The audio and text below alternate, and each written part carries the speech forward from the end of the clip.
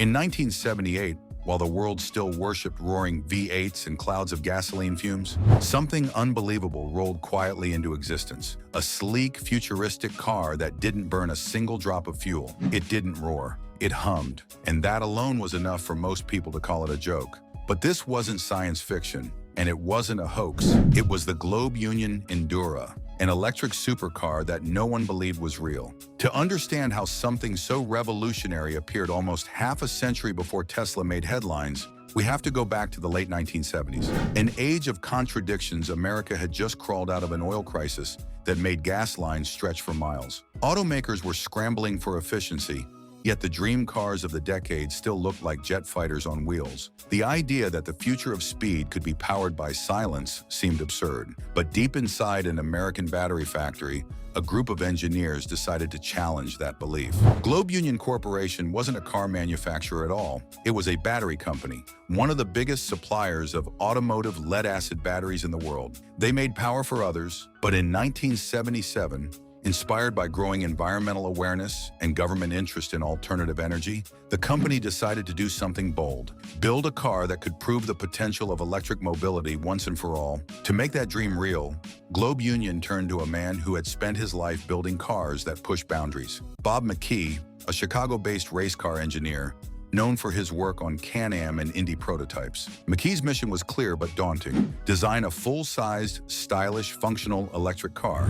Not a golf cart, not a city runabout, but something that looked and felt like a serious performance machine. In a world where most electric vehicles were awkward, boxy, and painfully slow, he wanted something futuristic, aerodynamic, and fast. Within a year, his team produced the prototype that would become the Endura. The first time people saw the Endura, it didn't look like anything that should have existed in 1978. Its body was low, smooth, and almost European in its proportions. The shape resembled a luxury Grand Tourer with a long hood and a fastback rear. The lines were clean, with no visible exhausts, because of course it didn't have any. Beneath that sleek body was a secret that even modern EV engineers would find impressive.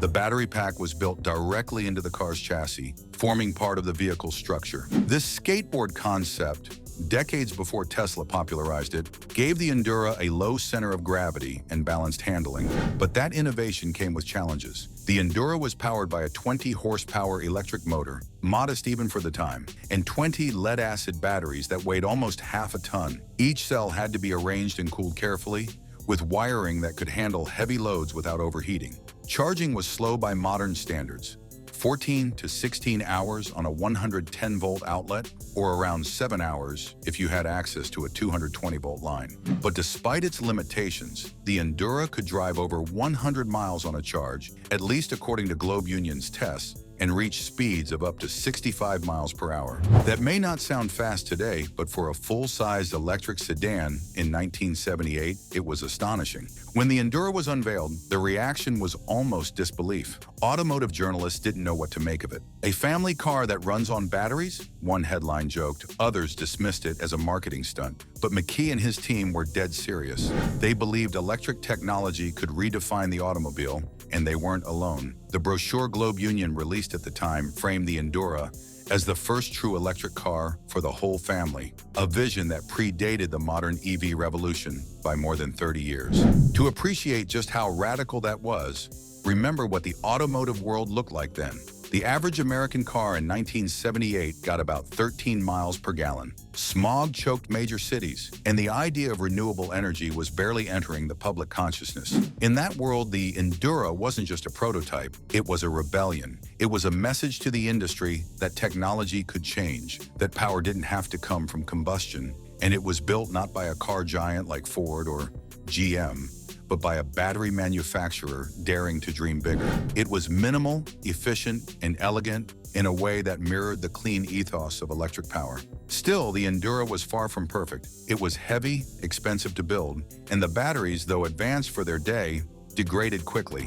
Globe Union knew that mass production would be financially impossible without major investment, and potential backers were skeptical. Electric cars had burned investors before, and the oil industry wasn't eager to see competition. Within a year, Globe Union quietly shelved the project. Only a few prototypes were ever built, and soon after, the Endura faded into obscurity, a forgotten relic of what might have been. But while the world ignored the Endura, the ideas it embodied didn't die. In fact, they became the foundation for everything the modern EV industry stands on today. The notion of a battery-integrated chassis, the focus on aerodynamics, the dream of making electric power aspirational instead of utilitarian, those were seeds planted by the Endura and projects like it. When Tesla introduced the Model S decades later, many engineers noted uncanny similarities in concept. The technology had finally caught up to the dream. Looking back, it's easy to romanticize the Endura as a car ahead of its time, but its legacy runs deeper than nostalgia. It represents the courage to imagine a world different from the one everyone else accepted. In 1978, building a supercar without gasoline was madness. But that madness lit the path toward the future we now take for granted, one where silence, not noise, defines performance. Archival footage would show the Endura gliding almost silently through parking lots, its futuristic design turning heads, its smooth acceleration startling onlookers used to engine roars. The voiceover could cut to interviews with McKee or Globe Union executives, describing their hopes for the project, followed by vintage ads that now feel prophetic. The electric car, one tagline read, is not a dream. And yet at the time, that's exactly how people treated it, as a dream, not a reality. As the film nears its end, the tone shifts from past to present. The narrator reminds viewers that every great technological leap begins as an idea too strange to believe. The Endura wasn't perfect, but it was proof of concept, evidence that vision and persistence can outlast doubt. Its story is a reminder that innovation often comes from unlikely places, not from billion-dollar automakers, but from a battery company daring to prove a point. Today, electric cars dominate headlines. Governments push for zero-emission mandates.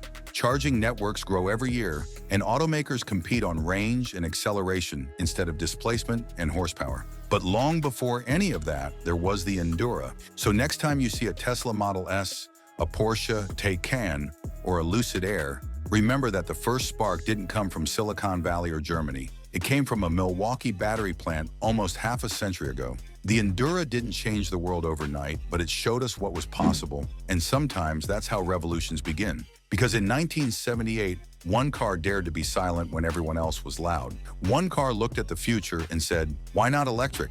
And though nobody believed it was real, the Globe Union Endura proved that the impossible was only waiting for the right moment to be understood. And that's why this forgotten machine from 1978 deserves to be remembered, not just as a prototype, but as a prophecy. If you enjoyed this journey through one of history's most incredible what-ifs, make sure to subscribe, like, and check out our other videos uncovering lost innovations, buried technologies, and the pioneers who imagined the world we live in today. Because somewhere in every great idea, there's always an Endura, something that dared to whisper the future long before the world was ready to listen.